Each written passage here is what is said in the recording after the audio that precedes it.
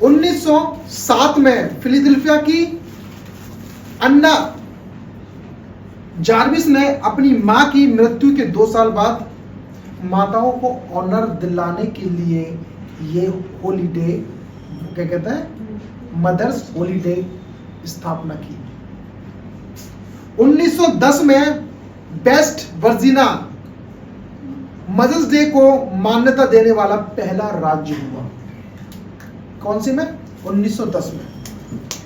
और हर साल बाद लगभग हर राज्य ने अधिकार तौर पर इस दिन को मनाना स्टार्ट कर दिया। 1914 में प्रेसिडेंट वुडरो विल्सन ने ऑफिशियली भविष्य स्पीच दी, यानी प्रोक्लेम किया कि इसको क्या बोलते हैं, मदर्स डे को नेशनल हॉलीडे बनाना चाहिए। किसमें? 1914 में ये हुई थी। ये छोटा सा इंट्रोडक्शन, छोटा सा वो था जो कि मदर्स डे के बारे में ओरिजिन यहाँ से निकला। अब आते हैं बिब्लिकल पॉइंट। बिब्लिकल पॉइंट में क्या चीजें, मैंने बहुत सारी चीजें रखी है। आप देखोगे माताओं को क्या मिलना चाहिए, बाइबल क्या बताते हैं कि माताओं को क्या मिलना चाहिए। पहला था आज्ञाकारिता, दूसरा था सम्मान, तीसरा था स्नेह, और चौथा था बुद्धि, और पांचवा था धार्मिकता, और छठा था देखभाल, जो कि मैंने लिखा है यहाँ पर। लेकिन मैंने एक वर्ष पढ़ाई है, मैं ज्यादा पढ़ाऊंगा तो कोशिश करूंगा मैं ज्यादा में लूँ, क्योंकि मेरे पे भी खड़ा नहीं हो जा रहा, क्योंकि मेरे भी पैर दुख रहे काफी। और परमेश्वर का धन्यवाद है इस समय के लिए जो परमेश्वर ने मुझे ये मौका दिया। और मौका क्या दिया, जो चीज़ चाह रहा था मैं काउंटिंग कर रहा था कितने आवर्स हो गए थे, मुझे 10 आवर्स हो गए थे। मैं सोचता था कभी 10 आवर्स तक पहुंच पाऊंगा, नहीं पहुंच पाऊंगा। Hallelujah, hallelujah. बड़े प्रीचारों को मैं देखता था कि वो कहते थे कि नहीं 3 और 4 5 घंटा, 8 घंटा, 10 घंटा ऐसे निकल जाते हैं। मैं सोचता था मेरी 10 घंटे ऐसे निकल जाते हैं क्या?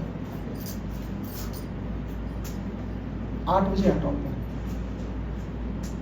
Hallelujah, hallelujah. मैं सोया भी नहीं।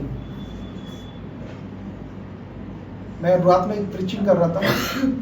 प्रीचिंग ऐसी करता हूँ, ऐसा लगता है मेरे को लाखों श्रोता सुनता है मेरे को। रेमा, आज परमेश्वर आपको रेमा वर्ड देगा। रेमा का मतलब होता है गॉड्स वर्ड, जो परमेश्वर का शब्द है वो रिबिल्ड करेगा आपके ऊपर। इसका मतलब होता है रेमा। Hallelujah, hallelujah. ये हर किसी के लिए करेगा। आज खुदा से जो मांगा था वो मुझे दिया। मैं नहीं चाहता था कि संडे वाले दिन मैं सोऊं, सैटरडे से लेके संडे के मॉर्निंग तक मैं सोऊं ना, बाकी बाद में 10, 12, 2 बजे, 3 बजे मीटिंग चला जाऊंगा, उसके बाद में सो जाऊं। पता है विचित्र चीजें दिखती है छत पे जब जाओ तो ऐसी चीजें दिखती है। छत जब काली रात में लोग निकलती जाती है, बुरी रात आती जाती है, मतलब काला जाता रहता है, सफेद आता रहता है। समझ रहे हो मैं क्या कहना चाह रहा हूँ? Hallelujah, hallelujah. आज परमेश्वर आपको रेमा देगा। रेमा का मतलब है परमेश्वर अपना वर्ड आपको देगा। वो वर्ड कौन सा? जो रिवील आपके ऊपर जाएगा, होली स्पिरिट आपको गाइड करेगा। यहाँ पे लिखा है, हे बालकों प्रभु में, किसमें? प्रभु में अपने माता पिता के आज्ञाकारी बने रहो, क्योंकि ये पहली प्रतिज्ञा के ये सम्मान है। लेकिन यहाँ पर 2 चीज आएंगे यहाँ पर। पहला, प्रभु में तुम्हारे स्पिरिचुअल फादर एंड मदर। दूसरा, तुम्हारे फिजिकली फादर एंड मदर। ये 2 चीज आई हैं। अब 2 चीजों को मुझे ध्यान रखना। आपने यही पढ़ा, यहाँ पर स्पेशली बात आई है, जो तुम्हारे अगुवे हैं, यानी जो तुम्हारे मदर है, जो तुम्हारे फादर है, उनका तुम क्या कहते हैं आज्ञाकारी बने रहो। जो तुम्हारे चर्च में जो आत्मिक पिता, आत्मिक माता तुम्हें दी गई है, उसके ऑनरेबल बने रहो। तुम्हें जो घर में तुम्हें जो तुम्हें माता पिता दिए गए हैं, उनकी उन माताओं का सम्मान करो, उनको आज्ञाकारिता में रहो, तो तुम परमेश्वर से वो चीज पा पाओगे जो रेमा परमेश्वर वचन आपको देना चाहता है। Hallelujah, hallelujah. मैंने बोला रेमा। रेमा का मतलब क्या है? रेमा का मतलब है गॉड्स वर्ड रिवील्ड, यानी परमेश्वर अपने वचन को प्रकट करेगा आपके। Hallelujah, hallelujah. मैंने बोला, बाइबल नहीं बोली मैंने बोला कि तुम अपने माता पिता के, यानी अपनी माताओं के, अपने जो तुम्हें स्पिरिचुअल माता दी गई है, उनके तुम आज्ञाकारी बने रहो। तो तुम उसमें क्या बोलते हो? जो परमेश्वर की आज्ञा है। किसमें? जो परमेश्वर की आज्ञा क्या है कि तुम एक लॉन्ग लाइफ जियोगे। मैं एक आशा के बारे में पढ़ रहा था, आशा राजा, बेस्ट आशा। उन्होंने क्या करा? अपनी माता को राजपद से हटा दिया। क्यों हटा दिया? बाइबल तो वो बात क्या कर रही है? माता पिता का ऑनर कर। एक आसा राजा हुआ, उसने अपनी माता को राजपद से हटा दिया, नीचे दर्जा, आज के बाद चढ़ियो मत, ना तेरा पद रहेगा ना कुछ रहेगा। क्यों माता से बोला ऐसे से? आप जानते हो? क्योंकि जब मैं माता के बारे में पढ़ रहा था तो एक पर्सपेक्टिव ये भी दिखा था, क्योंकि इसको भी बताना पड़ेगा। अब इसको भी नहीं बताऊंगा तो फिर ये ऐसा लगेगा मैं माता के बारे में बता रहा हूँ।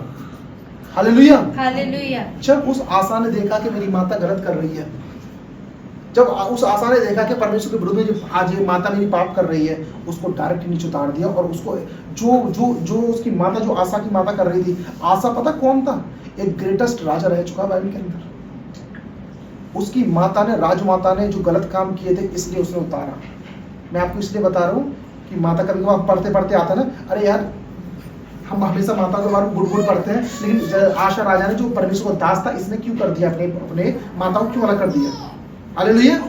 तो यहाँ पर बताना चाहता है, आशा कह रहा था कि परमेश्वर वचन कहता है कि परमेश्वर का जो वचन आपको दिया गया, रेमा जो दिया गया है, लेकिन उसकी माता ने उस रेमा को, उस वचन को ग्रहण नहीं करा था जो परमेश्वर उसको देता, लेकिन उसके बेटे ने उसे ग्रहण किया था। लेकिन वो क्या कर रही थी? वो एक ऐसी देवता की पूजा कर रही थी, जो कि कहता है ऐसी पिशाचों की पूजा कर रही थी जो कि परमेश्वर के खिलाफ था। इसलिए उसने क्या कहता, आशा राजा ने क्या करा? उसको राजपद से हटा दिया। जहां पर परमेश्वर वचन कहता है, हे बालको, तुम अपने माता पिता में आज्ञाकारी बनो। जो तुम्हें स्पिरिचुअल फादर और मदर दिए गए हैं, जो तुम्हें संसारिक माता पिता दिए गए हैं, उसके तुम आज्ञाकारी बने रहो। यही तुम्हारी पहली आज्ञा है। यदि आप परमेश्वर में रहते हो और माता पिता का आज्ञाकारी नहीं बने रहते, यानी माता का ऑनर नहीं कर पाते, माता का सम्मान नहीं कर पाते, और तुम क्या बोलते, तुम परमेश्वर वो रेवा वर्ड ले नहीं सकते जो परमेश्वर आपको देगा। Hallelujah, hallelujah. आप नहीं समझे मैंने क्या बोला? दूसरा, सम्मान।